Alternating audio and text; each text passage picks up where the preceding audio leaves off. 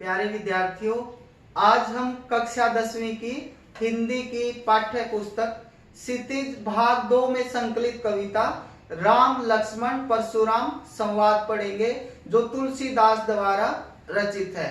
यह उस समय की घटना से संबंधित कविता है जब सीता जी का स्वयंवर हुआ था और सीता जी के स्वयंवर में शर्त रखी गई थी कि जो भी शिव के धनुष को उठाएगा उसी के साथ सीता जी का विवाह कर दिया जाएगा। अनेक राजाओं ने प्रयत्न किया, लेकिन वो स्वयंवर में विजित न हो सके, क्योंकि शिव का धनुष कोई भी राजा उठा न सका। लेकिन श्री रामचंद्र जी, जो धैर्यशील और शक्ति के प्रतीक हैं, उन्होंने शिव जी का धनुष उठाया और प्रत्यंचा चढ़ाते समय वह धनुष टूट गया। तो इसके बाद सीता जी का विवाह श्री रामचंद्र जी के साथ निश्चित कर दिया गया। लेकिन परशुराम, जो शिव के अनन्य भगत थे, उनको जब पता लगा कि शिव का धनुष तोड़ दिया गया है, तो वह उस स्वयंवर सभा में पहुंचे और उन्होंने विभिन्न राजाओं से कहा कि जिसने भी धनुष तोड़ा है वह मेरा दुश्मन है। इस लक्ष्मण क्रोधी स्वभाव के थे, परशुराम जी भी क्रोधी स्वभाव के थे, लेकिन श्री रामचंद्र जी शांत स्वभाव के थे। तो तीनों में जो बातचीत होती है, संवाद का अर्थ होता है डायलॉग या बातचीत, तो उसको इस कविता के माध्यम से दिखाया गया है। तो अब हम इसे पाठ्य पुस्तक के माध्यम से समझेंगे। परशुराम क्रोधित होकर सभा में पहुंचे और बहुत ज्यादा क्रोध प्रकट करते हुए कहा कि जिसने भी मेरे गुरु शिव का धनुष तोड़ा है वह मेरा दुश्मन है। उसके उत्तर में श्री रामचंद्र जी कहते हैं, नाथ शंभु धनु भंज निहारा। हे स्वामी, जिसने भी शिव का धनुष तोड़ा है होई ही केव एक दास तुम्हारा, वह आपका कोई एक दास ही होगा। आयसु कहा कहिए किन मोही, कि जो आज्ञा है आप मुझे क्यों नहीं कहते। सुनी रिसाई बोले मुनि को ही, क्रोधी मुनि गुस्से में भरकर बोले, सेवकु सोजो करे सेवकाई, कि सेवक तो वह होता है जो सेवा करता है।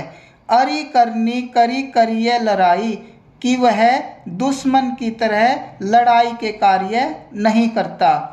सुनहु राम जे ही शिव धनु तोड़ा, कि हे राम सुनो, जिसने भी शिव के धनुष को तोड़ा है सहस बाहु सम सो रिपु मोरा, कि वह सहस बाहु के समान मेरा दुश्मन है।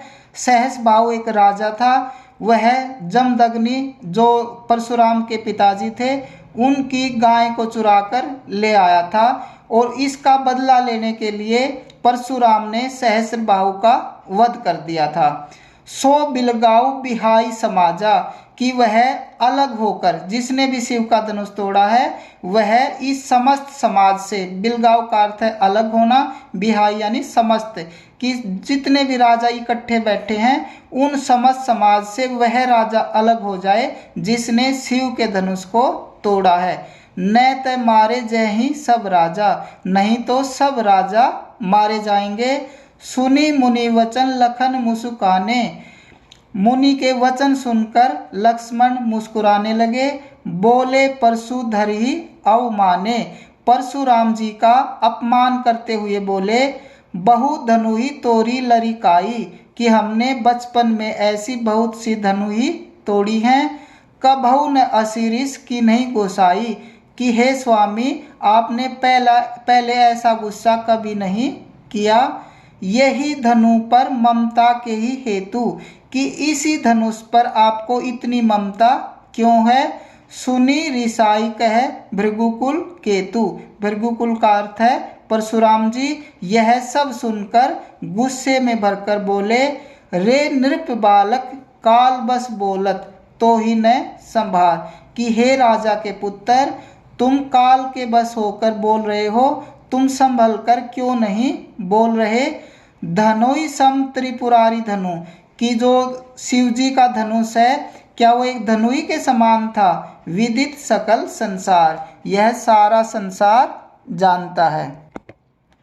लखन कहा हंसी हमरे जाना, लक्ष्मण ने कहा हंसकर कि हमने तो जाना समझा, सुनहु देव सब धनुष समाना, कि हे देव सभी धनुष एक समान होते हैं। का क्षति लाभु जून धनु तोरे, जून का अर्थ पुराना, कि पुराना धनुष तोड़ने से क्या लाभ और हानि है। देखा राम नयन के भोरे, कि राम ने तो इसे नए के धोखे से देखा था। छुअत टूट रघुपति हूँ न दोषु, कि यह तो छूते ही टूट गया, इसमें श्री रामचंद्र जी का कोई दोष नहीं है। मुनि बिनु काज करिए कत रोसु, रोसु का अर्थ गुस्सा, कि हे मुनि बिना काम आप क्यों गुस्सा करते हो। बोले चितै परसु की ओरा, कि वह अपने फरसे की ओर देखकर बोले, रे सट सुनेहु स्वभाव न मोरा, कि हे दुष्ट तुमने मेरे स्वभाव को नहीं सुना है। बालकु बोली बंधो नहीं तो ही, कि मैंने बालक समझकर तुम्हारा वध नहीं किया। केवल मुनि जड़ जानहि मोही, कि क्या तुम मुझे केवल मुनि ही समझ रहे हो। बाल ब्रह्मचारी अति कोही, कि मैं बाल ब्रह्मचारी हूँ और बहुत ही क्रोधी हूँ। विश्व विदित क्षत्रिय कुल द्रोही, और पूरा संसार जानता है कि मैं अक्षत्रियों का नाश करने वाला हूँ। जब परशुराम ने सहस्त्रबाहु का वध कर दिया था तो बदला लेने के लिए सहस्त्रबाहु के पुत्रों ने मुनि जमदग्नि का वध कर दिया था, और इसके कारण क्रोधित होकर परशुराम ने पूरी पृथ्वी को क्षत्रियों से विहीन कर दिया था। इसलिए उसने कहा कि मैं अक्षत्रिय कुल द्रोही हूँ, अक्षत्रियों का नाश करने वाला हूँ। भुजबल भूमि भूप बिनु कीनी, कि अपनी भुजाओं की ताकत से मैंने इस पृथ्वी को राजाओं से विहीन कर दिया था। विपुल बार मही देव नह दीनी, और बहुत बार ब्राह्मणों को दान में दे दिया था। महिदेव का अर्थ है ब्राह्मण। सहस्त्र भाव भुज छेद निहारा, सहस्त्र भाव की भुजाओं को काटने वाला। परसु बिलोकी महीप कुमारा, हे राजा के पुत्र मेरे फरसे को देखो। बिलोकी का अर्थ होता है देखना। मातु पितहि जनी सोच बस करसी महिष किशोर, कि हे राजा के पुत्र आप अपने माता पिता को चिंता में डाल दोगे। गर्भनय के अर्भक दलन, कि गर्भ के जो बच्चे हैं उनको भी नष्ट कर देते हैं। परसु मोर अति घोर, क्योंकि मेरा फरसा बहुत ही कठोर है। बिहसी लखनऊ बोले मृदुवाणी, हंसकर लक्ष्मण बहुत ही मधुर आवाज में बोले, अहो मुनीसु महाभट मानी, कि हे मुनि आप अपने आप को बड़े महान योद्धा समझ रहे हो। पुनि पुनि मोहे देखाव कुठारू, इसलिए बार बार मुझे यह कुल्हाड़ा दिखा रहे हो। चहत उड़ावन फूंकी पहाड़ू, कि आप तो फूंक मारकर पहाड़ को उड़ाना चाहते हो। यहाँ कुम्हड़बतिया को नाही, कुम्हड़बतिया एक ऐसा पौधा होता है जिसे हम छुई मुई का पौधा कहते हैं, जो छूते ही जो है मुरझा जाता है। कि हम यहाँ कोई भी जो राजा है, हम तो अक्षत्रिय हैं, हम छुई मुई के पौधे जैसे नहीं हैं। जे तर्जनी देखी मरी जाही, कि तर्जनी का अर्थ है जो अंगूठे के पास वाली उंगली, कि हम उसको देखते ही मर जाएंगे। देखी कुठारू सरासर बाना, कि आपके कुठार यानी कुल्हाड़ा जिसको हम फरसा भी कहते हैं और धनुष बाण को देखकर मैं कछु कहा सहित अभिमाना, मैंने जो भी कहा वो अभिमान के साथ कहा है। भृगुसुत समझी जनेऊ बिलोकी, कि राम समझी जनेऊ बिलोकी, जो कछु कहूँ कहो रिस रोकी, कि मैंने आपका जनेऊ देखकर जो कुछ भी कहा है वह अपना क्रोध रोककर कहा है।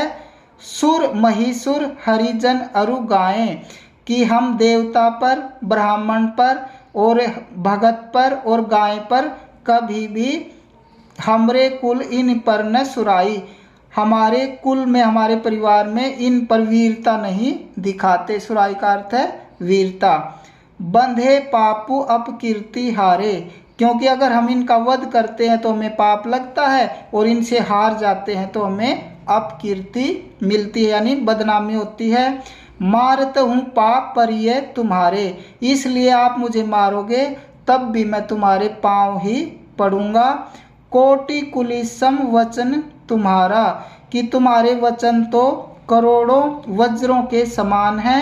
व्यर्थ धरो धनु बाण कुठारा, इसलिए हे ब्राह्मण, अर्थात आप व्यर्थ में ही धनुष बाण और फरसा लिए घूमते हो, क्योंकि आपकी तो जुबान ही यानी वचन ही बहुत कठोर हैं।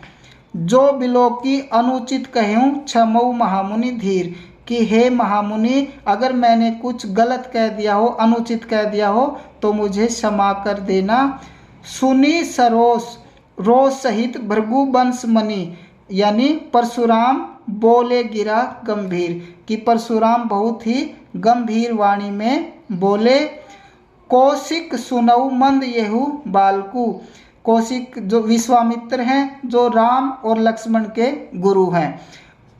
परशुराम ने विश्वामित्र से कहा कि हे विश्वामित्र सुनो, ये बालक बड़ा मंद बुद्धि है, कुटिलु यानी जटिल है, काल बस निज कुल घालकू, कि यह काल के वश होकर बोल रहा है, इसलिए यह अपने परिवार को नष्ट करने वाला है। घालकू का अर्थ होता है संहारक, नष्ट करने वाला।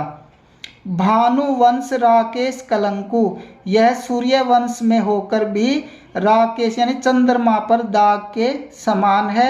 निपट निरंकुशु अबुद्धु असंकु, यह बिल्कुल निरंकुश का अर्थ है जो किसी की नहीं सुनता, अबुद्धु यानी मूर्ख, और असंकु निडर है। काल कवलु होई छन माही, कि यह एक पल में ही काल का ग्रास बन जाएगा। कहो पुकारी खोरी मोही नाही, मैं तुम्हें पुकार कर कह रहा हूँ, फिर मुझे दोष मत देना। तुम्हें हटकहु जो चहु उभारा, तुम इसे जो है बचा लो, अगर इसे उबारना यानी बचाना चाहते हो तो इसे मना कर दो या रोक लो। कही प्रतापु बलु रोसु हमारा, और इसे हमारे प्रताप के बारे में, बल के बारे में और क्रोध के बारे में बताओ। लखन कहेऊ मुनि सूजसु तुम्हारा, लक्ष्मण ने कहा हे मुनि, आपका जो यश है तुम ही अछत को बरने पारा, कि तुम्हारे अलावा और कौन वर्णन कर सकता है। अपने मुँह तुम्हें अपनी करनी, बार अनेक भांति बहु बरनी, कि आपने अपने मुंह से ही अपने बारे में बहुत बार वर्णन किया है। नहीं संतोषु तब पुनि कछु कहूँ, कि अब भी आप संतुष्ट नहीं हैं तो फिर अपने बारे में बता दो। जनि रिस रोकी दुसह दुख सहू, कि अपने क्रोध को रोककर दुख सहन मत करो। वीर बरती तुम्हें धीर अछोभा, कि आप वीरता धारण करने वाले हो और धैर्य तुम्हें शोभा नहीं देता। गारी देत न पाहु शोभा, और गाली देते हुए भी आप अच्छे नहीं लगते। सूर समर करनी करी, कि वीर होते हैं, समर का अर्थ है युद्ध भूमि में अपनी करनी का बखान करते हैं। कहीं न जनावई आपू, कि अपने आप उसका वर्णन नहीं करते। विद्यमान रन पाई रिपु कायर कथई प्रतापू, कि युद्ध भूमि में जो दुश्मन को देखकर कायर जो है अपना बखान करते हैं। है तो कालू हाँक जनु लावा, लक्ष्मण जी कहने लगे कि तुम तो काल को हाँक लगाकर बार बार मोहि लागी बुलावा, ऐसा लगता है आप मेरे लिए बुला रहे हैं। सुनत लखन के वचन कठोरा, लक्ष्मण के कठोर वचन सुनकर परशु सुधारी धरेऊ कर घोरा, परशुराम ने अपने फरसे को संभालकर हाथ में रख लिया। अब जनि देव दोषु मोहि लोगु, कि हे लोगो अब मुझे दोष मत देना। कटुवादी बालकु बद जोगु, कि यह बालक कड़वा बोलने वाला है और यह वध के ही योग्य है। बाल बिलो की बहुत मैं बाँचा, कि बालक समझकर मैंने इसे बहुत बचाया। अब येहू मर निहार बा साचा, कि अब तो यह सचमुच में मरने के लिए तैयार है। कौशिक कहा क्षम्य अपराधु, विश्वामित्र जी ने परशुराम से कहा कि हे परशुराम जी, बच्चों के अपराध क्षमा कर दो, बाल दोष गुण गनई न साधु, क्योंकि साधु लोग बच्चों के गुण दोष नहीं गिनते। खर कुठार में अकुरन को ही, परशुराम ने कहा कि मेरे हाथ में तेज कुल्हाड़ा है और मैं निर्दयी हूँ और क्रोधी हूँ। आगे अपराधी गुरुद्रोही, और मेरे सामने मेरे गुरु का द्रोह करने वाला मेरा अपराधी खड़ा है। उत्तर देत छोड़ो बिनु मारे, कि यह मुझे उत्तर देता है लेकिन मैं इसे बिना मारे छोड़ रहा हूँ। केवल कौशिक शील तुम्हारे, हे विश्वामित्र केवल आपके शील स्वभाव के कारण। न ते यही काटी कुठार कठोरे, नहीं तो मैं कठोर कुल्हाड़े से इसे यहीं काट देता। गुर ही उरिन ही होते श्रम थोड़े, और थोड़े ही परिश्रम से मैं गुरु के ऋण से उऋण हो जाता। गाधी सुनो कह हृदय हंसी, विश्वामित्र सुनकर हृदय में हंसने लगे। मुनि ही हरिहरे सूझ, और सोचने लगे कि परशुराम को हरा ही हरा सूझ रहा है। अयमय खांड, अयमय का अर्थ होता है लोहे की, खांड का अर्थ तलवार भी होता है और एक मीठा पदार्थ भी होता है, कि ये जो बालक है ना, इनके पास जो तलवार है वो लोहे की तलवार है, न ऊख में, कि वो गन्ने की खांड नहीं है। अजहु न बूझ अबूझ, कि मूर्ख अब भी इस बात को नहीं समझ रहा। कहेउ लखन मुनि सीलु तुम्हारा, को नहीं जान विदित संसारा। लक्ष्मण ने कहा, हे मुनि आपके शील स्वभाव को कौन नहीं जानता, ये तो पूरा संसार जानता है। माता पिता ही उऋण भय नीके, कि आप बिल्कुल कम समय में माता पिता के ऋण से उऋण हो गए थे। गुर ऋणु रहा सोचू बड़ जी के, कि अब तो आप गुरु के ऋण से भी उऋण हो जाओ। सो जनु हमरे ही माथे काढ़ा, और गुरु का ऋण जो है आपने हमारे माथे पर ही निकाल दिया है। दिन चली गए ब्याज बढ़ बाढ़ा, और ये गुरु का ऋण चुकाया आपको लंबे समय हो गया, इसलिए उसका ब्याज भी बहुत बढ़ गया होगा।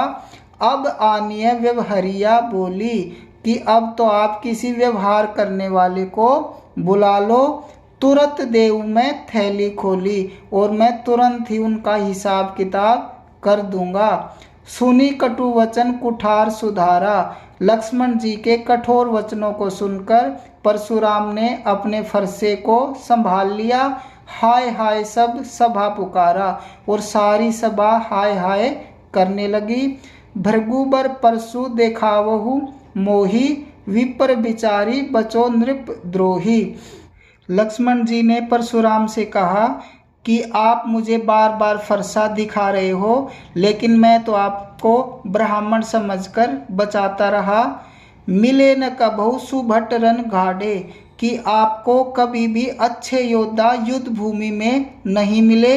द्विज देवता घर ही के बाढ़े, कि हे ब्राह्मण देवता आप तो घर के ही शेर हो। अनुचित कही सब लोग पुकारे, और सब लोग पुकार कर कहने लगे यह तो अनुचित है। रघुपति सैननी लखनु निवारे, और अपने इशारे से श्री रामचंद्र जी ने लक्ष्मण को मना कर दिया। लखन उत्तर आहुति सरिस, कि लक्ष्मण के जो उत्तर थे, परशुराम को लक्ष्मण ने जो उत्तर दिए वह आहुति के समान थे। अर्थात जिस प्रकार हम कभी भी हवन में सामग्री डालते हैं या आहुति डालते हैं तो अग्नि बढ़ जाती है, उसी प्रकार परशुराम पहले ही क्रोध में थे, लेकिन लक्ष्मण के उत्तर आहुति के समान थे, यानी वो आग को बढ़ाने वाले थे। भृगुबर कोपु कृषाणु, और परशुराम का जो क्रोध था वह अग्नि के समान था। बढ़त देखी जल संवचन, बोले रघुकुल भानु, और उस अग्नि को, क्रोध रूपी अग्नि को बढ़ता हुआ देखकर श्री रामचंद्र जी ने जल के समान मधुर वचन बोले।